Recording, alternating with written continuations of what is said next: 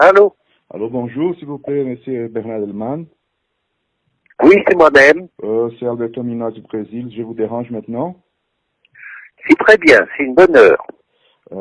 Alors, d'abord, je voudrais m'excuser par hier. Je vais tout à fait Mais je oublier le vous en décalage horaire. prie. Bon.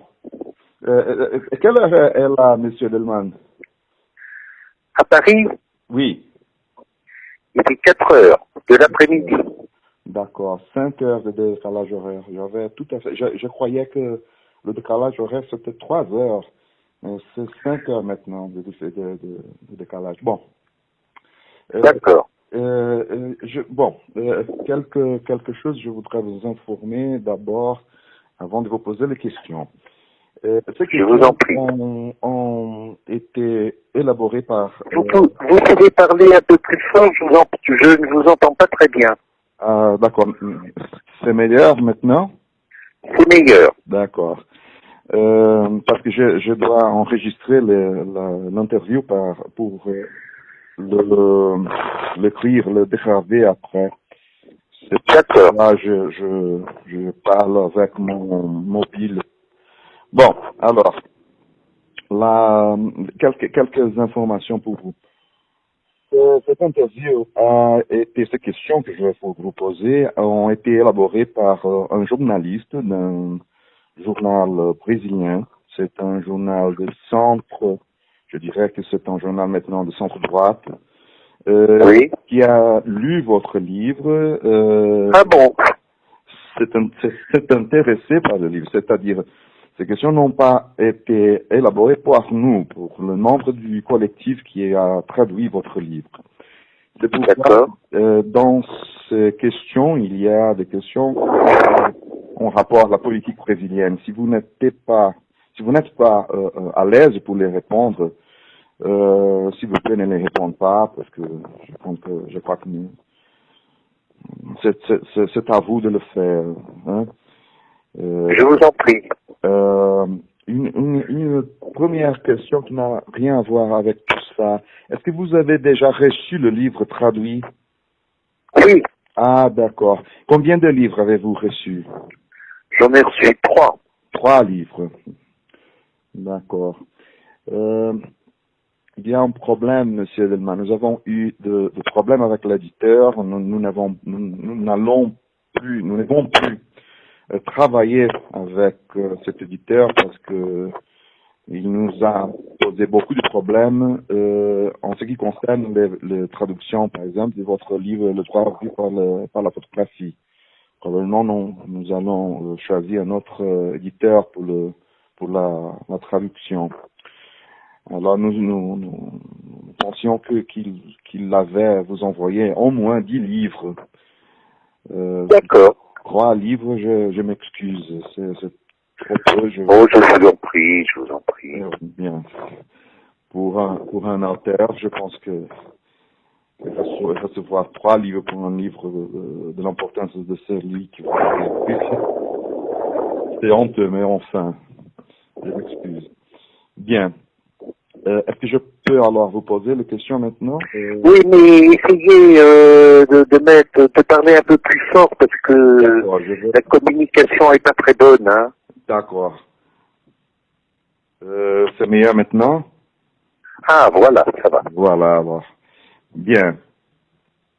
La première question n'est pas une question qui a été posée par le journaliste, c'est une question qui nous avons, du collectif, nous avons posée. Pourquoi vous n'avez pas fini le tome 2 de la légalisation de la classe sociale? Parce que si vous voulez, j'ai écrit ce livre en, je sais pas, 1978, quelque chose comme ça. Et puis, il y a eu quand même des événements en France. Hein, on était près de l'élection de François Mitterrand, etc., etc. Donc, il y avait une sorte de recomposition politique en France à cette époque. Oui. Et j'ai été pris par ce mouvement, voilà.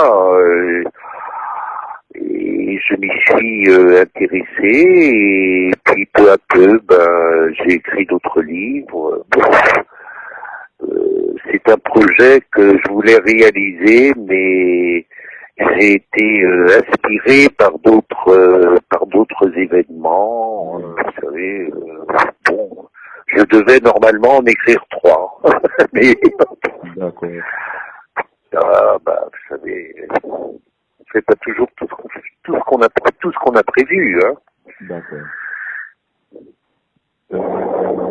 Bien, je commence alors à vous poser la question du journaliste. Je vous en prie. Votre argument est contraire à beaucoup de marxistes quand vous soutenez que la réalisation de la classe ouvrière était des faits politiques dans la réalité. Qu'est-ce qui vous a conduit à cette réflexion? Si vous voulez, moi, mon idée, c'est que je parlais également en tant que juriste, hein, et donc quand j'ai refait la généalogie, par exemple, de la grève, je me suis rendu compte petit à petit que la grève avait en quelque sorte été apprivoisée. Mm-hmm. Et que la meilleure façon d'apprivoiser, c'était d'institutionnaliser. Oui. Et donc que le droit, qui n'est pas, par hypothèse en France, un droit prolétarien, hein, et que le droit était probablement la meilleure façon d'apprivoiser la classe ouvrière en lui donnant un certain nombre de possibilités, en lui donnant un certain nombre de dons, si je puis dire, en reconnaissant, en lui donnant une durée du travail moins importante, des congés payés, etc., etc. Peu à peu, la classe ouvrière s'accoutumait au capitalisme, Mm-hmm. et le droit était là pour mieux l'encadrer et en quelque sorte abolir en elle l'esprit révolutionnaire. Oui. C'est-à-dire le droit avait une sorte de fonction de pompier, si je puis dire. Le droit éteint le feu de la révolution et donc la classe ouvrière peu à peu se contente de ce que la bourgeoisie lui donne et oublie toutes ses ambitions révolutionnaires. Oui. Enfin, c'était ça ma thèse, si vous voulez. Mm-hmm. Ma thèse, c'est que le droit était un instrument idéal pour apprivoiser la classe ouvrière, tout en lui donnant par ailleurs un certain nombre de choses qui, peu à peu, la faisaient vivre un peu mieux que d'habitude. Voilà. Donc c'est le droit en tant qu'apprivoisement de la classe ouvrière, institutionnalisation de la classe ouvrière. L'institutionnalisation tue l'esprit révolutionnaire. Voilà, en 2 mots. D'accord. Je pense que la prochaine question est déjà complète par votre réponse, mais je la pose de toute façon. Comment Et voyez-vous... pourquoi attendez, excusez-moi. Mais quelle question le journaliste s'était-il posé? Toutes les prochaines sont des questions posées par le journaliste. Même si Ah, d'accord. Ah, ça, c'était une question à vous. D'accord, d'accord. toutes ces questions, sauf la première à propos du projet du tome 2 de la légalisation qui a été posé par le professeur Royoni. Toutes les autres ont été posées par les journalistes. Et qui a lu ce livre et qui va publier une partie de l'interview dans le journal, l'autre partie va être publiée dans l'internet. D'accord. Eh bien, bon. La deuxième question, c'est la suivante. Je pense que vous avez déjà répondu la plupart de la deuxième, mais de toute façon, je la pose. Bien qu'il soit de fait pour la révolution, ces réformes n'ont pas conduit à des améliorations significatives des conditions de travail pour les travailleurs en général. Ah si, quand même.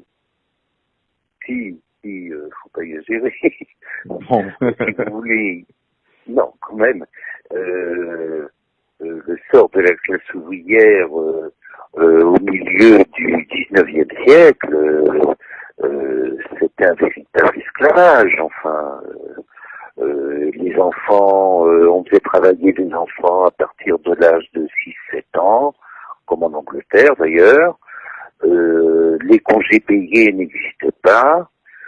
Ils étaient logés de façon inhumaine. Ils étaient proches de l'esclavage quand même. Non, si vous voulez, la vraie révolution commence à la Troisième République en France. Elle s'accentue au Front populaire en 1936 quand même, avec Léon Blum qui est à la tête du Front populaire, et puis où le Parti communiste fait partie du gouvernement et quand même a une influence. Ah non, ça s'est amélioré par rapport à ce que c'était, si vous voulez, en un siècle, ça s'est quand même beaucoup amélioré, ça devient vivable. Je dis pas que c'est une vie extraordinaire, mais c'est vivable. Alors que au 19e siècle, c'était invivable, quoi. Ils mouraient à 30 ans, ceux qui travaillaient dans les mines mouraient à 30 ans, 32 ans, les enfants étaient au travail, enfin c'était vraiment une classe misérable. Non, ça s'est amélioré, mais en même temps, cette amélioration s'est payée de la mort de l'esprit révolutionnaire, ce qui peut se comprendre. Vous donnez, la classe populaire, bon, elle est contente qu'on lui donne des choses, qu'on reconnaisse certains droits, etc., etc. Et en même temps, toute sa ferveur révolutionnaire s'éteint peu à peu. La vraie révolution, si vous voulez, vous regardez la révolution russe, c'est quand le peuple n'a plus rien pour vivre. Alors là, ça devient une question de survie, si vous voulez. Enfin, moi, c'est comme ça que je vois les choses, mais c'est historiquement, je vous donne une vérité historique. Maintenant, c'est ma manière de l'interpréter. Hein. Et si vous voulez, ce qui m'a vraiment, quand j'ai écrit ce livre, ce qui m'a vraiment complètement désabusé, si je puis dire, c'est que il y avait eu de la part de la gauche en France, hein, je parle de la France, hein, il y avait eu de la part de la gauche en France une sorte de manipulation consistant à dire ben la classe ouvrière a quand même obtenu des droits, elle a obtenu une meilleure vie, c'est une victoire. Je comprends.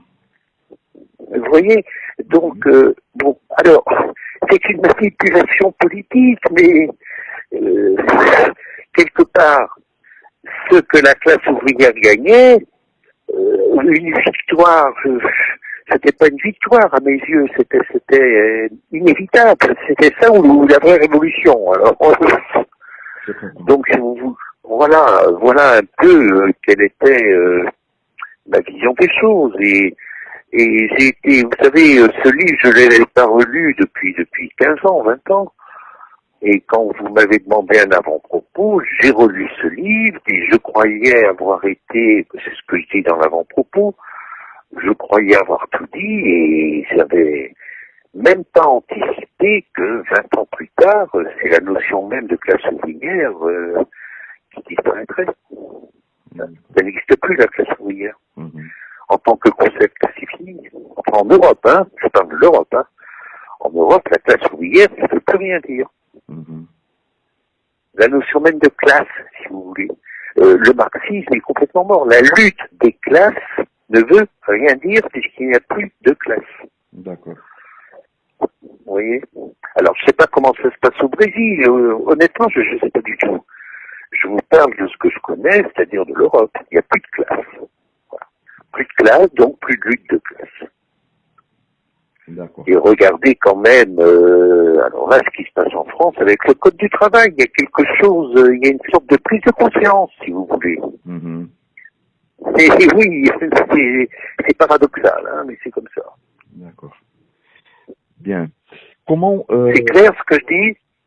Oui, c'est tout à fait, tout à fait. Non, mais je vous demande pas si vous êtes d'accord. Hein, je dis simplement...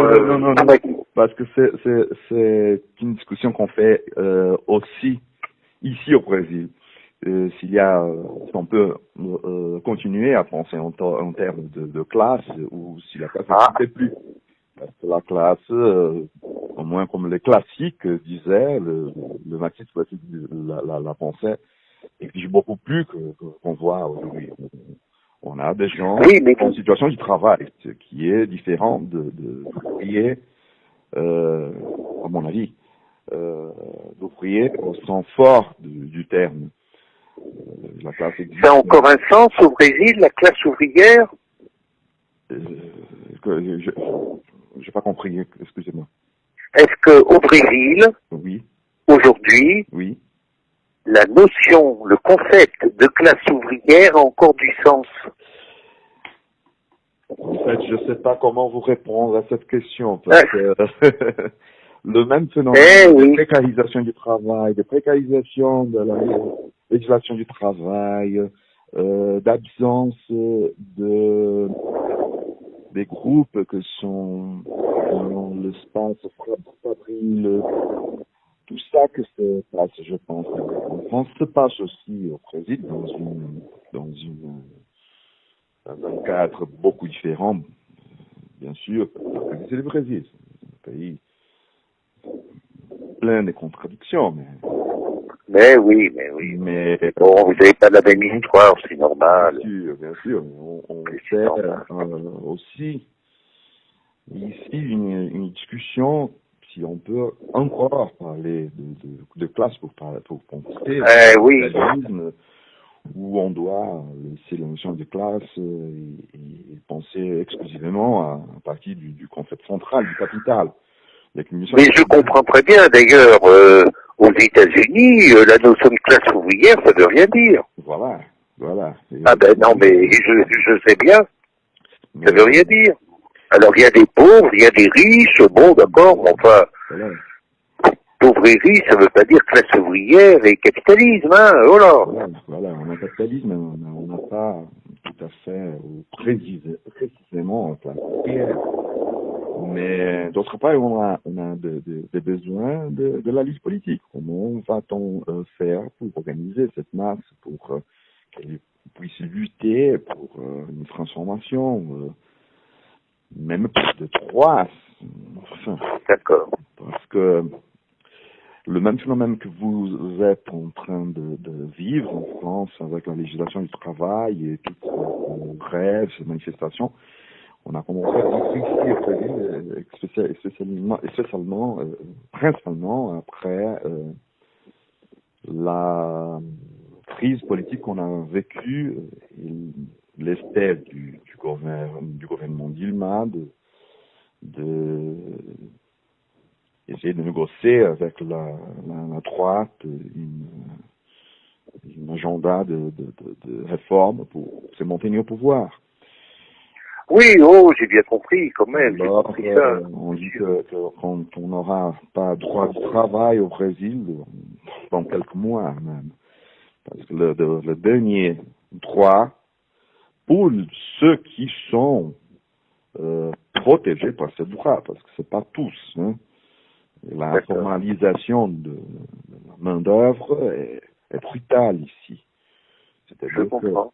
comment peut-on dire qu'ils vont être protégés par le droit s'ils ne sont pas même reconnus comme des ouvriers? C'est un problème pour nous.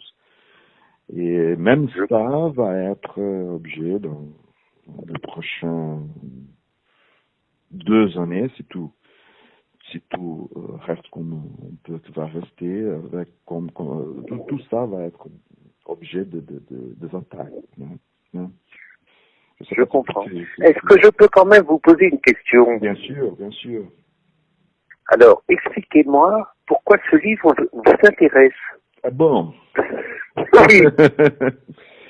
Oui, parce que, vous savez, Bon, je pense que ça devrait être posé au professeur Marquis Orioni qui a découvert votre livre, et votre livre est génial. Pour nous, nous voyons le droit du travail avec le même lente que vous le voyez, c'est-à-dire nous voyons le droit du travail, surtout la justice du travail, moins comme un instrument, comme un outil qui conférerait efficace à certains droits, et plus comme de moyens pour empêcher une lutte sociale. eh ben oui, ben d'accord. Oui, ben vous avez 30 ans de retard par rapport à nous. J'ai pas compris, pardon. Alors, j'estime Oui. que, en quelque sorte, au Brésil, vous lisez ce livre comme on pouvait le lire en France, Oui. à l'époque où je l'ai écrit. Oui, bien, le sens de votre livre pour nous, bien sûr, est un peu différent. Hein. Mais il faut que vous compreniez que ce livre est lu dans un moyen universitaire, un moyen de recherche. Oui, bien sûr. Du droit, surtout du droit du travail, un moyen de gauche, un moyen critique du gouvernement du Parti des ouvriers. Bien sûr. Alors, pour nous, c'est un outil fantastique, parce que vous avez fait, le livre nous ouvre les yeux. C'est-à-dire, on ne voit plus le droit comme un moyen de transformation sociale, mais au contraire, un moyen d'empêcher la transformation, c'est-à-dire une transformation un peu plus, on dirait pas révolutionnaire, mais un peu plus radicale. Hein. C'est pourquoi le livre nous intéresse. Aussi que nous mais je comprends très bien, parce que vous savez, quand ce livre est apparu en France, je peux vous dire que toute la gauche, le Parti socialiste, le Parti communiste, etc., à l'époque, ils m'ont assassiné. M'ont assassiné. Ah oui, mais je vous jure, hein. Vous savez, je travaillais à l'époque avec Althusser à l'école normale supérieure, mais ça a été affreux. Et donc, le seul jour, alors la droite ne m'a pas applaudi parce que je mettais à nu toutes ces manœuvres, parce que c'est des manœuvres, bien sûr. Oui, on reconnaît que on vous en donne, et en même temps on vous endort. Voilà. Bon. Et le seul journal qui m'est applaudi, c'était un journal d'anarchistes. Ah bon? Oui, absolument, un journal d'anarchistes. Vous vous rendez compte? C'est drôle. Eh ben oui, la CGT m'a injurié, parce que évidemment, si vous voulez, je détruisais tous les alibi que se donnait le Parti communiste pour montrer qu'il était un parti révolutionnaire, quoi, alors que c'était un parti, vous voyez ce qu'il est devenu aujourd'hui. Oui.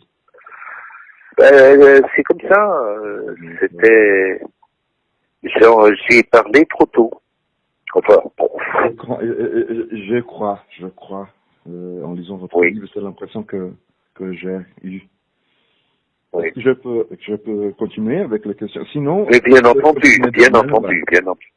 Bien entendu. D'accord. La prochaine, une autre question qui n'a rien à voir avec tout ça. Le professeur Orioni avait l'intérêt que vous veniez au Brésil nous visiter pour des conférences. Vous avez l'occasion pour le prochain semestre? Écoutez, si vous voulez, moi, bon, j'ai des problèmes de santé. Oui, d'accord, je comprends. Et bon, je sais pas s'il m'arrivait un problème de santé au Brésil, comment je serais soigné et tout. Vous voyez, j'ai une santé qui est devenue un peu fragile parce que j'ai quand même eu des problèmes cardiaques assez graves. Et donc, bon, je préfère être en France en étant toujours assisté tout de suite si quelque chose se passe. Vous voyez, bon, alors, ce qui fait que ma santé un peu précaire me gêne pour aller aussi loin, vous voyez. Je suis désolé, mais si j'avais 15 ans de moins, il n'y aurait pas eu de problème. Je comprends. Bien. C'est dommage. Oui, mais que voulez-vous? Pour nous, c'était très, très important, mais je comprends parfaitement. Non, honnêtement, j'ai pas envie de vivre dans une sorte d'angoisse en me disant bon, j'espère que tout va bien, on sait jamais, voilà. C'est pas drôle, hein. Je préférerais avoir la force de la jeunesse, hein, mais bon. Voilà. Bien. Bon, je continue. Alors en ce moment, j'écris un livre sur la notion de l'ennemi. Ça vous intéresserait, ça? Ah bon? L'ennemi. Qu'est-ce que c'est qu'un ennemi? L'ennemi. Pourquoi? Pardon? Pourquoi vous écrivez ça? Quelle est la raison? Pourquoi j'écris sur l'ennemi? Oui. Parce que... je pense à beaucoup d'auteurs qui ont écrit ça. Agamben, beaucoup. Oui, mais je fais ça vous a intéressé, le terrorisme? Non, pas le terrorisme, non, pas le terrorisme. La notion même d'ennemi. La notion. La notion d'ennemi. Si vous voulez, j'ai été très frappé en lisant il y a 2-3 ans le Monde diplomatique, où il y avait un entretien, un article sur comment ils appellent ça, la fabrication de l'ennemi. Et alors l'auteur de cet article, qui était général d'ailleurs, commence l'article en disant en 1989, au moment de la chute du mur de Berlin, un diplomate soviétique s'adresse à ses collègues diplomates et leur dit: nous allons vous rendre le pire des services, vous n'aurez plus d'ennemis. Voilà. Pourquoi le pire des services? Pourquoi est-ce qu'on a besoin d'ennemis? Voilà, c'est ça la question. Et la construction de la notion d'ennemi est concrète. Exactement. Pourquoi a-t-on besoin d'un ennemi? Oui. Même juridique, idéologique. Ah oui, dans tous les sens du terme. Dans tous les sens du terme, bien sûr. Ah oui. Très intéressant. Pourquoi tout? Alors ça, c'est un peu mon questionnement. Pourquoi on ne peut pas se passer d'ennemis? C'est très intéressant parce que, une parenthèse, on vient de approuver au Brésil, je ne sais pas si vous avez ça en France, mais une loi antiterrorisme. Cette loi antiterrorisme a été approuvée à cause, ensuite il y a de pression internationale, Oui, spécialement dans organisme qui s'appelle Gafi, oui, groupe, je me souviens plus, Monsieur Delman, le nom, mais c'est un organisme qui est lié au G20 et oui. qui veut contrôler les flux internationaux de capitaux. Ah oui, oui, oui. Bien, pour contrôler les flux internationaux de capitaux pour le financement du terrorisme, il exige l'approbation par les États d'une loi antiterrorisme. Eh bien, le problème, c'est que cette loi antiterrorisme va être appliquée probablement contre ce qui n'a rien à voir avec terrorisme, de groupes sociaux qui font des manifestations, de syndicats de grève, etc. C'est-à-dire, Oui. ce qu'on a maintenant ici, de nouveau au Brésil, à la chute d'un pacte politique qui a prévalu par 20 ans, c'est la création d'une nouvelle image de ce qui sera l'ennemi, c'est-à-dire... Eh ben oui, ben, bien sûr. Mais si vous voulez, moi, la question que je me pose, c'est pourquoi a-t-on besoin de l'ennemi? Voilà. Pourquoi? Voilà pourquoi bien. En tant que Ben oui. je dirais bien, je vous donnerai la réponse classique, mais enfin, elle n'est pas si simple. Maintenant, aujourd'hui, pourquoi a-t-on besoin d'un ennemi? Bien, Oui. enfin, si on n'a plus de place, on va avoir un ennemi. Je vous comprends. Bien. Non, mais vous voyez, en un sens, c'est toujours le même type de question que je me pose. Bon, avec des approches très différentes, mais je suis frappé aujourd'hui de cette de ce désir d'avoir un ennemi, et je me suis posé à l'inverse la question, si nous n'avions plus d'ennemis, comment vivrions-nous? Bien, la psychanalyse aurait beaucoup à dire à propos de ça. Ben, je me suis évidemment inspiré de Freud dans Malaise dans la civilisation, bien sûr, et la pulsion de mort, évidemment. Bien sûr. Oui, mais ça n'a jamais été aussi actuel. Ça n'a jamais été aussi actuel. Et si vous voulez, la bombe atomique, à un moment donné, a fait que, comme les grandes puissances pouvaient s'anéantir totalement l'une et l'autre, elles pouvaient plus se combattre, hein. Sinon c'est la fin. Et donc elles ont en quelque sorte exporté leur haine et elles se battent dans d'autres pays, mais pas dans les leurs. Oui. Oui, c'est vrai. Eh oui. Voilà. Bien, je vous pose Oui, je vous en prie. question alors. La prochaine, comment voyez-vous la contradiction que le droit, en permettant en même temps la grève, interdit la plupart des actes qui les rendent efficaces? Attendez, j'ai pas très bien compris.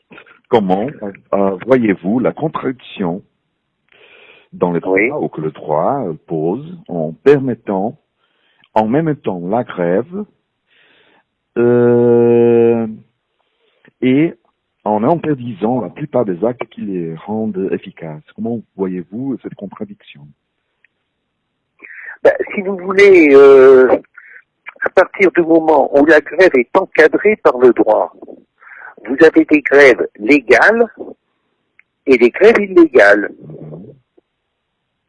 Alors, on donne satisfaction à la classe ouvrière en reconnaissant qu'elle a le droit de faire la grève, mais comme c'est un droit,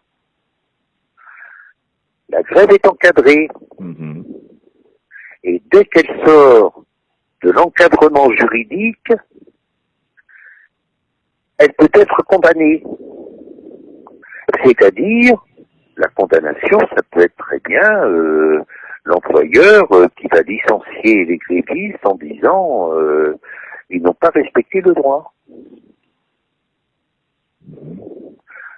Donc, c'est en encadrant la grève que là, également, on en fait une action juridique et donc légale, mais en même temps, la grève qui déborde la légalité devient illégale et peut être condamnée sans pour autant qu'on reproche une condamnation puisqu'on a accepté d'être encadré. Vous voyez ? Je vous pose, c'est une question à moi que je vous pose. Vous diriez alors que c'est une sorte dialectique du droit de grève. D'une partie, on a l'apparence du droit, d'une autre partie, on a la réalité du non-droit de la grève. Par exemple, la grève, n'importe quel autre droit. Bah, écoutez, ça, si vous voulez, c'est pas à vous que je vais apprendre que le droit, c'est de la fiction. Hein. Ouais, d'accord. Bah oui, c'est une fiction, le droit. Le droit réinvente la meilleure manière de se gouverner dans une société donnée. Elle invente des fictions. Oui, bah oui, mais sinon, si le droit n'inventait pas des fictions, ça ne servait à rien. C'est le rôle même du droit, si vous voulez. D'accord. Vous savez, j'ai écrit un livre qui s'appelle Quand les juristes inventent le réel. Oui, je voudrais parler à la fin de l'interview sur ce livre avec vous, parce qu'on a l'intention de le traduire aussi, mais on a des problèmes avec l'éditeur. Après l'interview, si vous voulez, je voudrais parler... Ah, vous l'avez lu? Oui. Vous l'avez lu, ce livre? Oui. Alors... Ah ben oui, voilà, là, j'explique la fiction juridique, là, justement. Voilà.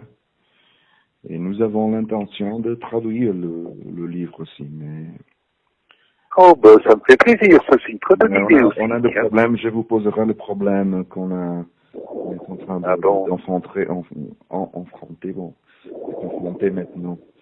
Parce que l'éditeur qui a publié la légalisation a posé beaucoup de problèmes. Enfin, on ne pourra plus travailler avec cet éditeur. Mais on va parler sur ça à la fin, si vous pouvez mais donner quelques minutes. Bon, la prochaine. La question de la politique à la grève semble au cœur de votre travail. Dans ce livre. De votre livre. Oui, c'est pas la même chose. Hein. Dans ce livre, oui. Oui, mais ça, je vais vous dire pourquoi je réponds à l'avance à la question que vous m'avez pas encore posée. Pourquoi le système juridique crée la séparation entre la grève de défense des intérêts des travailleurs et la grève politique dite abusive? Eh ben si, parce que si vous voulez, à partir du moment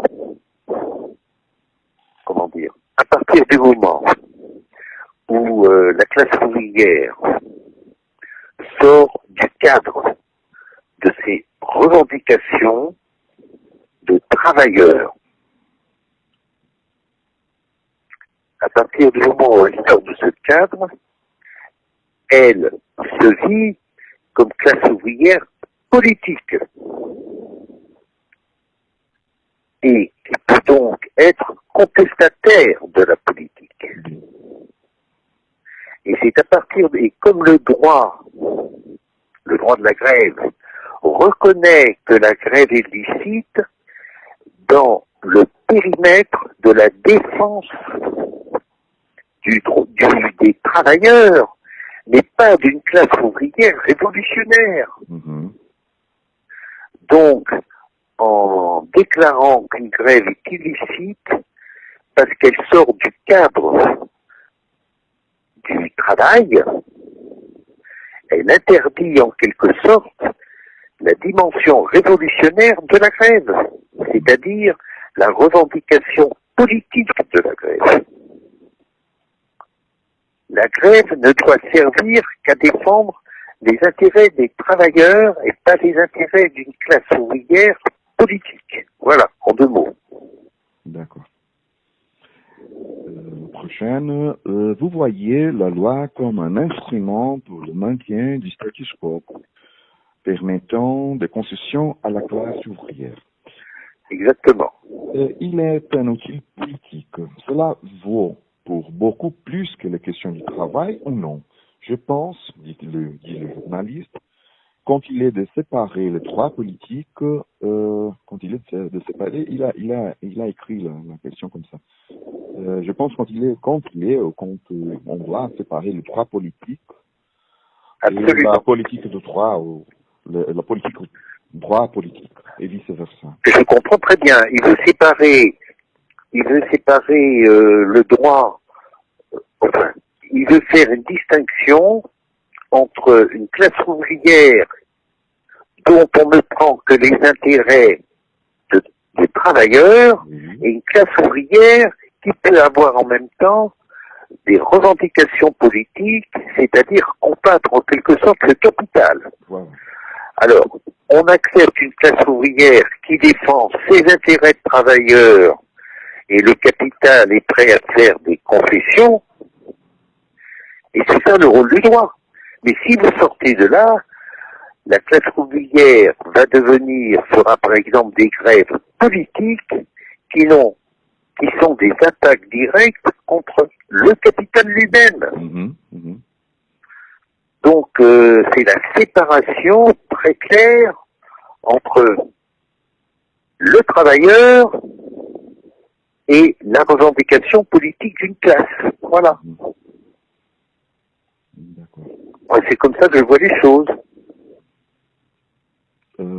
Et c'est pour ça d'ailleurs que dans la Constitution française de 1946, le droit de grève était inscrit comme un droit de l'homme. Pour nous aussi. Pour nous aussi. Notre Constitution le pose comme un droit socio-fondamental. Absolument. Mais c'est le même phénomène. Exactement. Oui. Le même phénomène.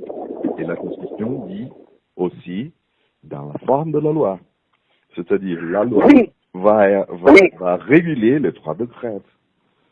Absolument. Et alors, si vous ne respectez pas la loi, vous êtes puni. Voilà. Eh ben oui. C'est pour ça. C'est bizarre, alors.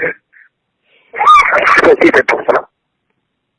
On veut bien vous reconnaître le droit de défendre votre travail, pas plus. Voilà, exactement. Mais n'attaquez pas le capital qui vous exploite. Voilà.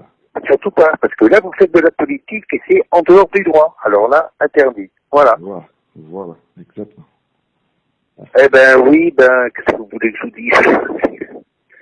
C'est comme ça que le capitalisme se défend, hein, et c'est ce qu'on appelle la démocratie, hein, qu'est-ce que vous voulez? Paradoxalement, hein. Eh ben oui. Vous savez, Lénine ou Marx, ils s'étaient pas gênés pour combattre la notion de démocratie, hein. Parce que ça, c'est le plus bel alibi. On fait semblant de donner un peu au peuple sa souveraineté, et puis comme ça. Oui, l'état de droit. Exactement. Oui, qu'est-ce que vous voulez? Des notions juridiques, idéologiques. Absolument.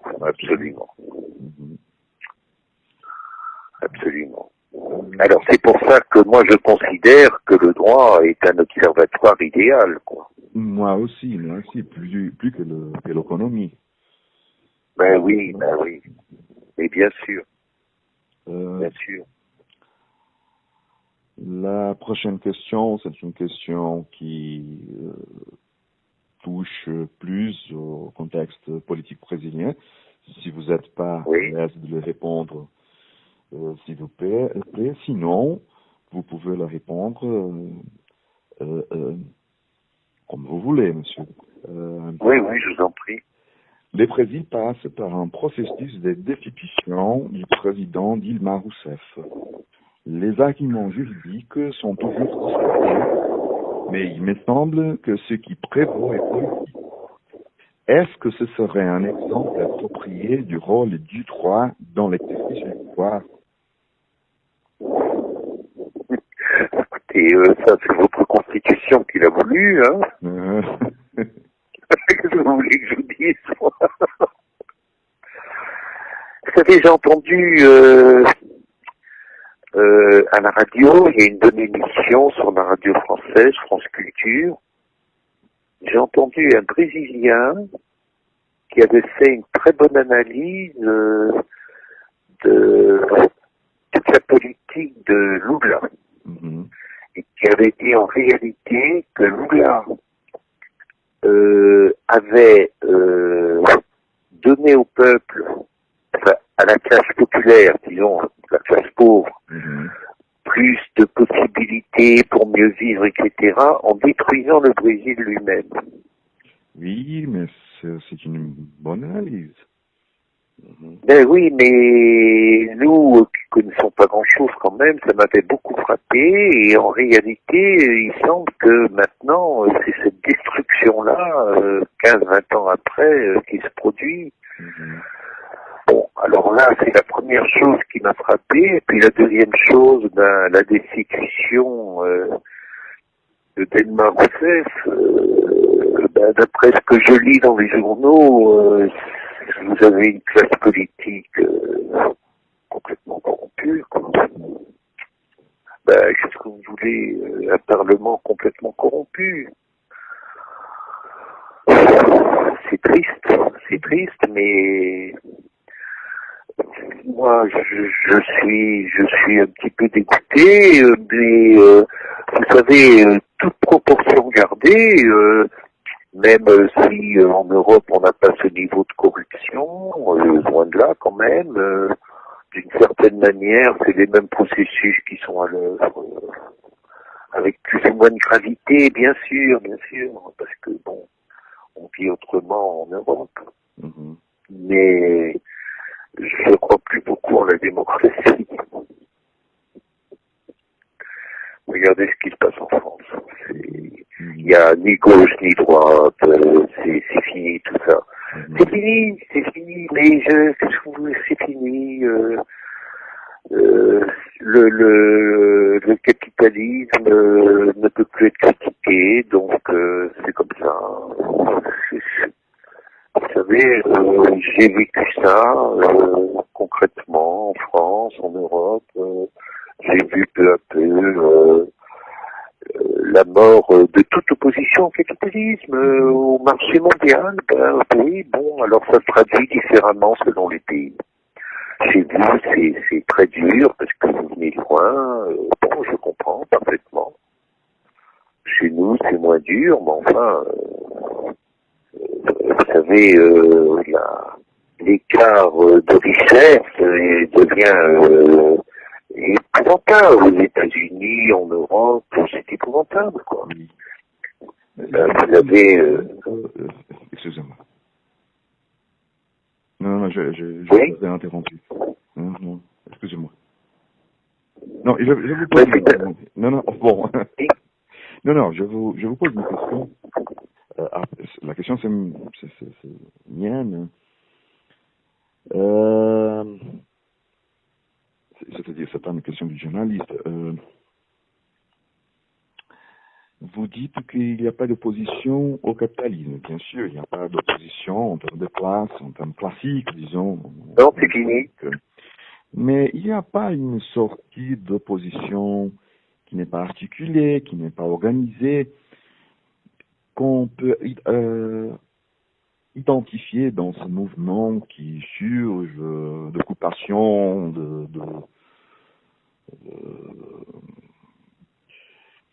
par exemple en Ukraine, par exemple en Seattle, par exemple à Londres, même la résistance aux réformes à la législation du travail,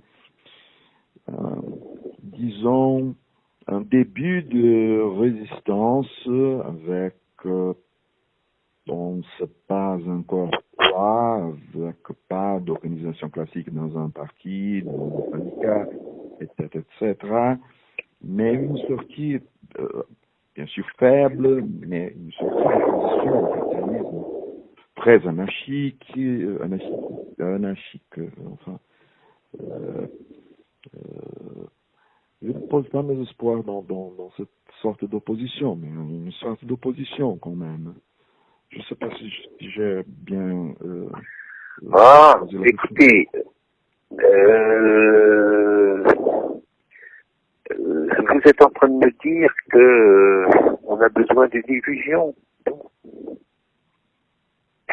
Je vous la laisse. Mhm, Si vous voulez, une société a toujours besoin de rêver pour exister. mhm. Bon, moi je lui enlève pas ses rêves, mais moi je ne rêve plus. D'accord, je comprends. Bon, mais je n'ai rien contre, hein, je porte pas de jugement. Je Je comprends. porte pas de jugement. D'accord. Moi je ne rêve plus à l'âge que j'ai et avec ce que j'ai vécu.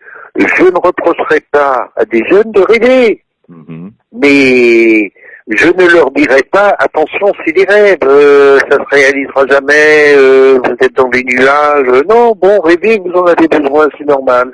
mhm, Mais je penserai en moi-même, il a besoin de rêver, laissons-le rêver. mhm. Parce que sinon, il n'aurait pas la force d'accepter les choses comme elles sont. Il n'a pas encore l'âge. Hein. Je Et c'est comprends. comme ça que je vois les choses. Hein. Alors moi je dis ce que je pense et maintenant on me lit comme on veut me lire. Moi je n'impose rien. Je suis pas un professeur de sagesse, mais je dis ce que je pense et je vois à l'heure actuelle, il n'y a qu'une seule chose à laquelle je crois vraiment aujourd'hui, qui puisse un petit peu changer le monde, c'est la COP 21, vous voyez, c'est-à-dire le genre humain est en train de se détruire, Mhm, et c'est du fait du capitalisme, bien entendu. Alors si on laisse le capitalisme aller jusqu'au bout, on va tous mourir. Alors, réveillez-vous, sinon on y passe. Voilà. je comprends. Non, mais je vous assure, hein, pour moi, c'est précisément l'ennemi, là. Hein. On est arrivé à un point où le genre humain devient son propre ennemi, c'est-à-dire il détruit tout, il détruit sa propre planète. Mhm, Bon, s'il détruit sa planète dans la folie et la démesure du capitalisme, bon, ben, le genre humain s'autodétruit. Alors, s'il s'autodétruit, ben, il n'y aura plus d'illusion, et s'il veut l'empêcher, ben, c'est le seul vrai combat. Moi, c'est comme ça que je vois les choses maintenant. mhm. On est arrivé à un moment où c'est le genre humain qui est devenu son propre ennemi. Voilà. Et on se rend compte que le capitalisme, c'est pas l'exploitation de la classe ouvrière, c'est l'exploitation de tout ce qui existe, y compris de la terre elle-même. Je comprends. Voilà. Alors, si le capitalisme va jusqu'au bout de sa folie et de sa démesure, eh ben, la terre sera dévastée, elle ne sera plus habitable, et le capitalisme mourra parce qu'il n'aura plus rien à manger. Voilà. Bon, écoutez, c'est ma vision personnelle. Hein. Non, je la comprends, bien sûr. Encore plus de questions et on va finir l'interview.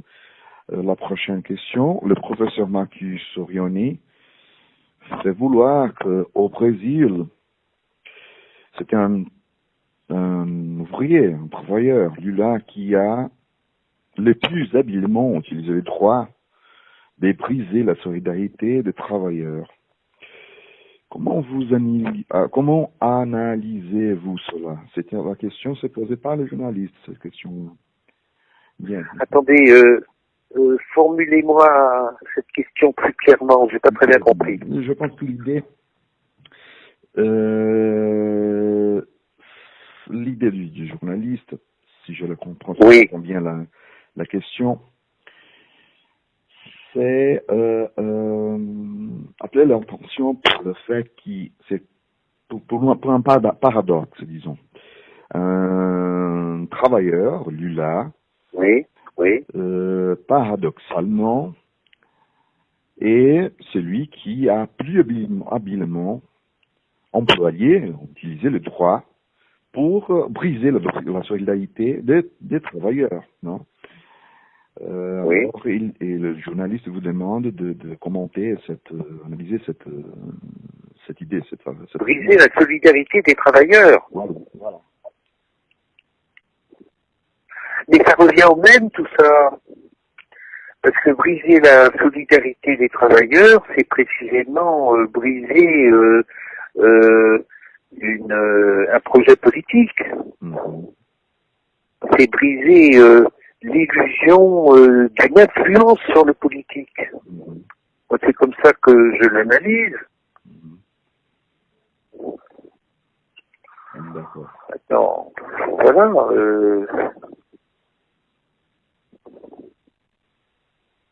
Bon, la dernière question alors. Vous êtes aujourd'hui un avocat à Paris. Alors, oui. Les désenchantements avec le marxisme qui sont mentionnés dans les préfaces de l'édition brésilienne restent intacts aujourd'hui. Allô? Allô, oui, allô? J'ai pas entendu. Vous êtes aujourd'hui un avocat à Paris. Absolument, oui. Les désenchantements avec le marxisme qui vous mentionnez dans les préfaces de l'édition brésilienne restent pour vous intacts? Vous savez, moi, je suis à vous.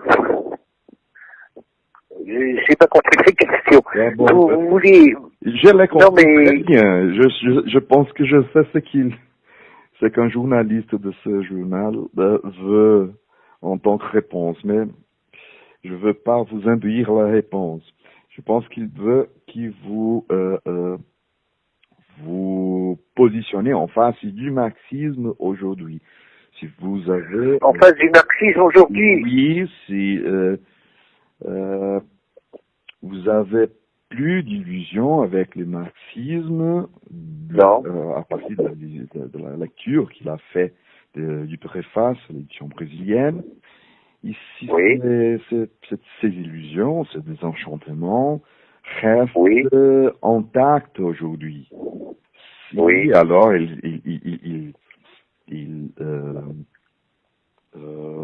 suis d'accord, oui. Bien, il dit, bon, vous êtes un avocat à Paris, et voilà, vous êtes un avocat à Paris, et ça démontre que vous êtes plus un marxiste, etc. Je comprends un peu ce que vous dites. Vous savez, alors, non, là, je suis pas d'accord. Bon, d'abord, ma spécialité comme avocat, je suis pas un avocat d'affaires, d'abord. Oui, je comprends, je suis pas un avocat d'affaires, et je peux vous dire que dans les matières dont je suis spécialisé, c'est-à-dire fondamentalement dans deux matières, d'une part le droit d'auteur et d'autre part la bioéthique, j'ai le même désenchantement. Mm-hmm. Alors, par exemple, dans le droit d'auteur, je suis complètement désenchanté quand je vois que le droit d'auteur français est en train de mourir et en train de se faire rattraper par le copyright. Mm-hmm. Et ça par le biais en même temps des juridictions européennes. Mm-hmm. Toute l'Europe commence à avoir une identité anglo-saxonne et raisonne à l'anglo-saxonne, et de la même manière pour la bioéthique, sur le corps humain, sur les embryons, etc., etc. Donc ce désenchantement-là, il va beaucoup plus loin que le désenchantement de la classe ouvrière. Tout, beaucoup plus loin, je pense que le capitalisme a tout contaminé. C'est pas uniquement le droit du travail, il a tout contaminé. Et cette contamination, maintenant, est désastreuse. Voilà ce que je pense profondément. Donc, je suis avocat, oui, et je défends, comme je peux, ce qui reste de défendable. Bon. Et ça sert pas à grand-chose. C'est des causes désespérées. J'ai plus d'illusions, hein. La seule résistance qui me reste, c'est d'écrire ce que je pense. Voilà, mais je l'écris sans illusion. Si vous voulez, le capitalisme a gagné, c'est comme ça. Si vous voulez qu'on y fasse. Et si le capitalisme a gagné, c'est probablement parce que le capitalisme exprime le mieux possible la démesure humaine. Bon, voilà. L'homme est né démesuré, j'y peux rien, moi. Regardez, on est en train de s'autodétruire, on invente des armes qui nous tuent, c'est affreux. Bon, c'est comme ça, vous savez, le capitalisme, c'est un processus humain, hein, aussi, faut pas exagérer. Et comme le capitalisme donne en quelque sorte, avec le capitalisme plus la technologie, les sciences, etc., donne à la démesure humaine des possibilités de plus en plus gigantesques, et l'homme devient de plus en plus démesuré, sa démesure le pousse jusqu'à son autodestruction. Bon, alors, je suis pas... Ça ne peut rien dire être anticapitaliste à mes yeux, ça ne peut rien dire... ce qu'il faut regarder, c'est le rapport entre le capitalisme et la démesure humaine, voilà. Bon. C'est mon point de vue, vous voyez. Vous voyez ce que je veux dire? Oui, je comprends, mais je me souviens des positions de Marx, marxiste classique, qui questionnent le sens humaine elle-même. C'est-à-dire... Non, mais ce que dit Marx, attendez, moi je critique pas le Marx politique, hein. Hein? Le Marx philosophe, le Marx économiste, je reconnais la valeur de ces analyses. Non, vous savez, à une époque, on faisait la distinction entre marxiste et marxien. Si, hein? Oui. Vous vous rappelez de ça? Bon. Alors, moi je serais plutôt marxien, c'est-à-dire je reconnais la valeur analytique, etc. de Marx, bien entendu. Mais ce que le Marx n'avait pas prévu et ne pouvait pas prévoir, c'était l'essor des sciences et des techniques. Et il ne pouvait pas le prévoir, évidemment. Au 19e, on n'était pas encore là, hein, c'était le tout début. Hein. Il ne le prévoyait pas. Et c'est ça, en quelque sorte, qui détruit tout. Et qui donne la mesure de la démesure humaine. Et le capitalisme, à ce moment-là, prend une extension telle que c'est plus la révolution prolétarienne qui peut le combattre, c'est l'autodestruction. C'est comme ça. On est à la phase finale. On est emprunt. Pour moi, le 21e siècle, c'est la phase finale du capitalisme parce que il est empreint de s'auto-détruire lui-même. Voilà. C'est un processus qui est devenu autodestructeur. Alors, Marx avait prévu que la classe ouvrière pouvait le détruire. Il se trouve, c'est pas la classe ouvrière qui peut le détruire, c'est le capital lui-même qui s'autodétruit. Bon. Vous êtes d'accord avec la distinction que quelques marxistes anglo-saxons font entre conditions de production, relations de production et forces productives, c'est-à-dire que les forces productives, c'est une question que je vous pose, c'est une question du journalisme. La contradiction maintenant, aujourd'hui, plus importante, c'est entre les conditions de production et les forces productives, c'est-à-dire les forces productives seraient maintenant en train de contrarier les conditions même de production du capitalisme. Absolument. C'est ce que je veux dire quand je dis que le capitalisme est un processus autodestructeur. Parce que quand il aura tout exploité, qu'il n'aura plus rien à exploiter, il meurt. D'accord. Alors... Moi, c'est plutôt comme ça. C'est plutôt comme ça que je le vois, moi. C'est plutôt comme ça. Alors, s'il y a une révolte, si vous voulez, s'il y a une révolte mondiale devant une telle destruction que le capitalisme n'est plus vivable, parce que ça tue tout, et il se tue lui-même, alors, il se passera peut-être quelque chose, je n'en sais rien. Je crois que je ne serai pas là pour le voir, en tout cas. Je n'en sais rien, mais pour moi, c'est le seul processus qui puisse faire reculer. Voilà. Quand le capitalisme s'est détruit lui-même parce que sa folie d'exploitation fait tout disparaître autour de lui, toutes les richesses matérielles, toutes les richesses humaines, etc. Moi, c'est comme ça que je vois les choses, hein, maintenant. Donc, lutte de classe, tout ça, c'est complètement périmé. C'est plus une lutte de classe.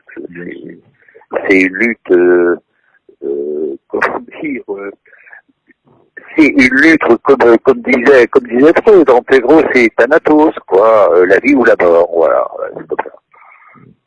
Bon, écoutez, hein, ça vaut ce que ça vaut, hein, moi, je sais pas ce que vous en pensez, mais moi, c'est mon point de vue, hein, si on essaye de voir le processus capitalistique au niveau mondial, c'est comme ça que ça m'apparaît, hein, mais de mon point de vue, encore une fois. Hein. D'accord. Vous voyez ce que je veux dire? Oui, parfaitement. Bon, c'est pas compliqué. Hein. Non, c'est pas compliqué, c'est pas compliqué. Le problème qu'on n'aura plus d'espoir. Hein. On n'a plus d'espoir dans le futur et il faut qu'on fasse n'importe quoi pour empêcher ça. Mais je vous pose une question aussi mienne oui, je vous en prie. Comment voyez-vous ces lectures de Marx qui s'inspirent en Schelling pour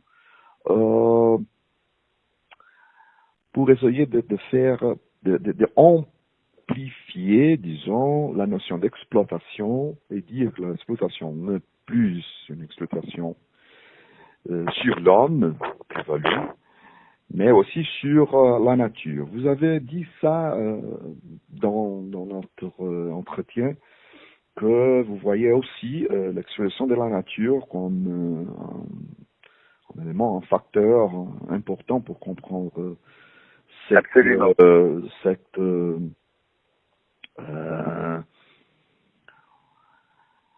victoire. Toute la démesure humaine, oui. Comment vous lisez ces lectures, disons, schellingiennes de Marx? Quel est votre avis? Si vous voulez, pour moi, Marx n'avait pas vu, comment dire, il ne connaissait pas, ça n'existait pas encore, il ne connaissait pas ce que Merleau-Ponty a appelé la dictature de la science. Il ne connaissait pas. Oui, la dictature de la science. Merleau-Ponty, j'ai fait une thèse sur lui. Ah bon? Oui. Ah alors vous connaissez, hein, humanisme et terreur, etc., etc. Bon, et oui, Merleau-Ponty parle à un moment donné de la dictature de la science dans l'œil et l'esprit, et c'est frappant. Bon, et Merleau-Ponty en prend conscience en 1960 seulement, 1960, oui, ça. Bon, Marx ne peut pas connaître ça. Il ne peut pas connaître la dictature de la science. C'est impossible. Elle n'exercerait pas encore sa dictature. La science, Marx, il en est à Darwin, et il pense que la science éclaire l'homme, etc. Et il ne peut pas comprendre que la science fait plus qu'éclairer l'homme, mais qu'elle lui donne la force d'aller jusqu'au bout de sa démesure. Bon. Donc il y a quelque chose que Marx ne pouvait pas anticiper. J'ai rien à lui reprocher, il ne peut pas l'anticiper. Premièrement, deuxièmement, Marx, et là je n'avais pas pris la mesure de la démesure de l'homme. Or, on commence à prendre conscience de la démesure de l'homme, je sais pas moi, après la Deuxième Guerre mondiale, au moment de la Première Guerre mondiale, on se rend compte que, avec les nouvelles armes, des millions et des millions de morts, ça commence à faire beaucoup. Mais après la Deuxième Guerre mondiale, à partir de ce moment-là, on commence à comprendre la démesure de l'homme, et là, d'une certaine manière, tout le marxisme doit être relu de ce point de vue-là. Personnellement, c'est ce que je pense. Alors, je dis pas que ce que dit Marx, c'est périmé, ça n'existe plus. Je dis qu'il faut mettre sa construction du capitalisme avec le regard qu'on a aujourd'hui sur la démesure humaine et penser le capitalisme comme possibilité de réaliser la démesure de l'homme. Moi, c'est comme ça que je vois les choses. Vous diriez là la dernière possibilité de des mesures de l'homme, ou l'une des possibilités des mesures de l'homme. Je pense à l'esclavage, par exemple.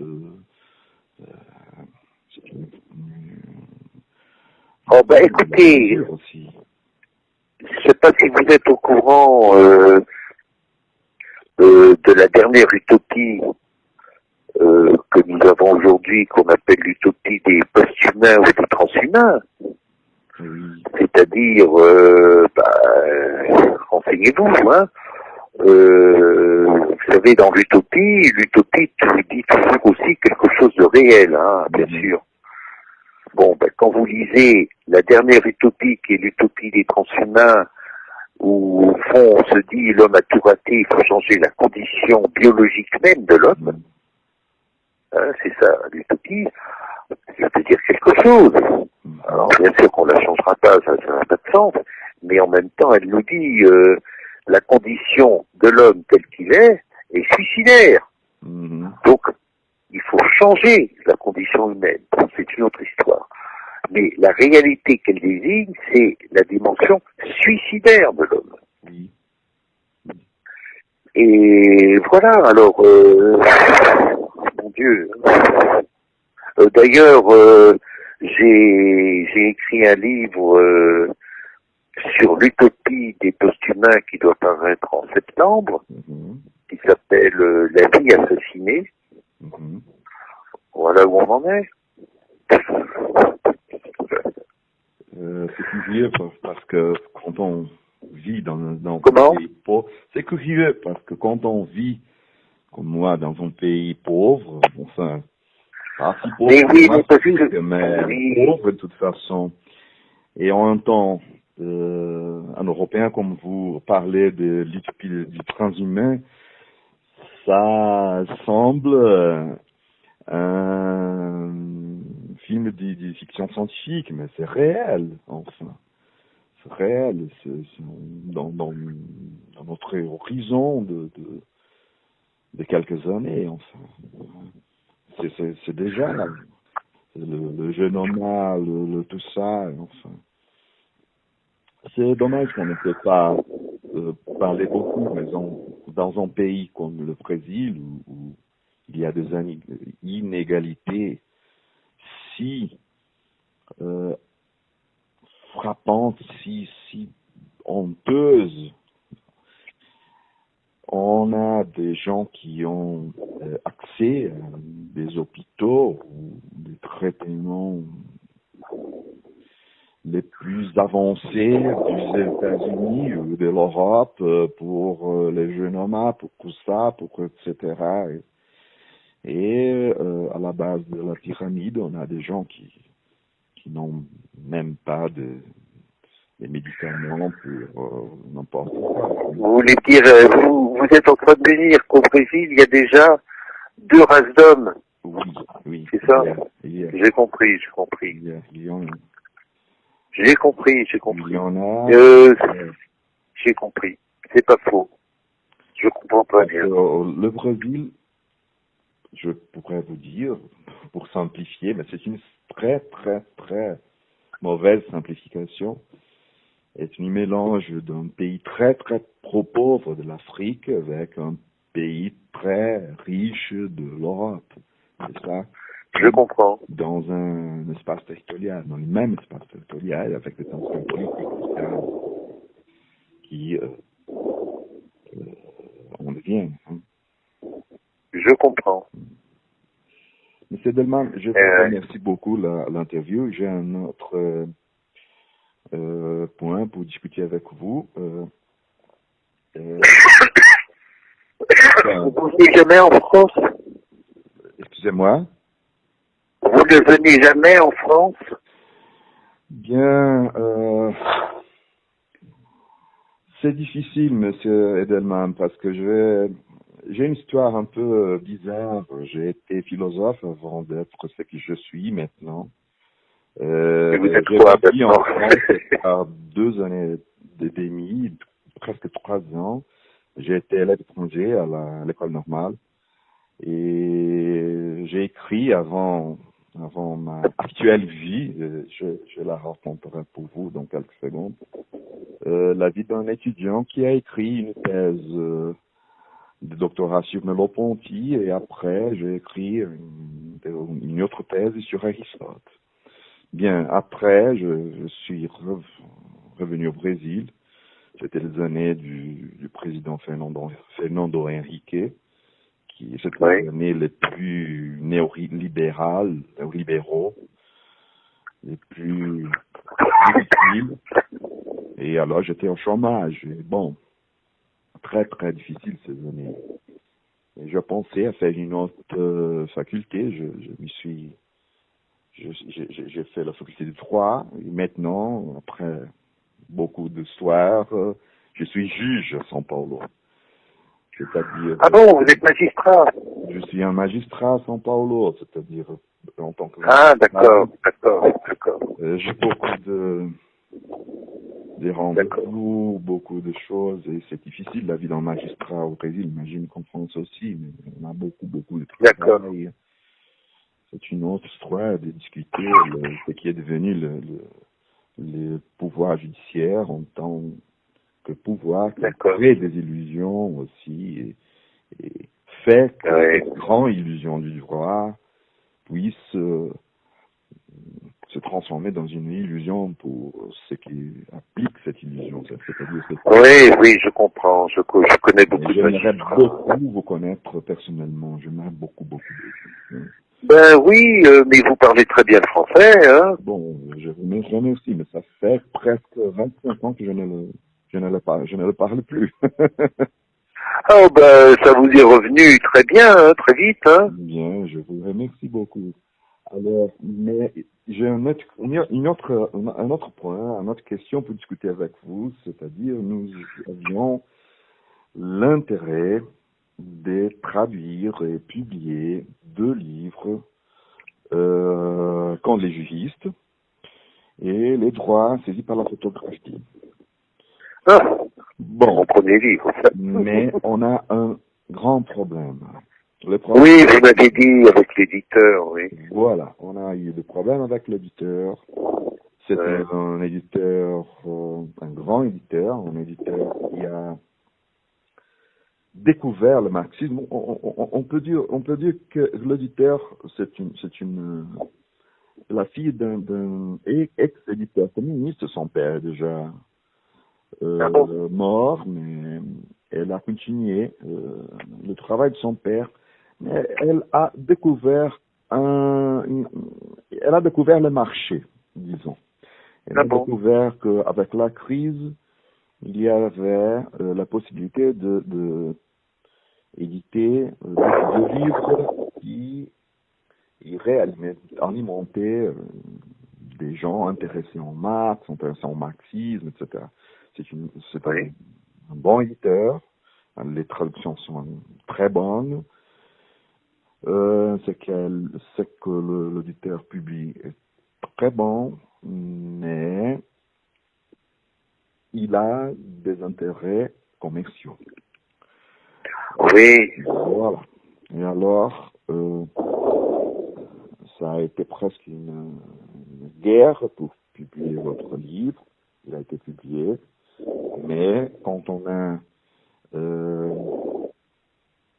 voulu lui offre les droits saisis par la photographie, et quand les juristes inventent le réel, cette femme, l'éditeur n'a plus démontré d'intérêt. Bon, pour nous, au Brésil, soit par des raisons académiques, soit par des raisons politiques, nous voudrions beaucoup que ces deux livres soient traduits pour les Portugais, pour les Brésiliens. Oui.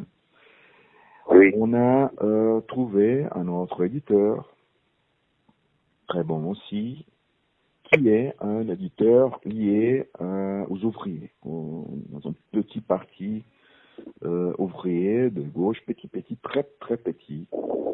Et alors, voilà le problème, un éditeur qui n'a pas d'argent. C'est-à-dire, il édite les choses aux limites de ses possibilités. On voudrait vous poser vous demander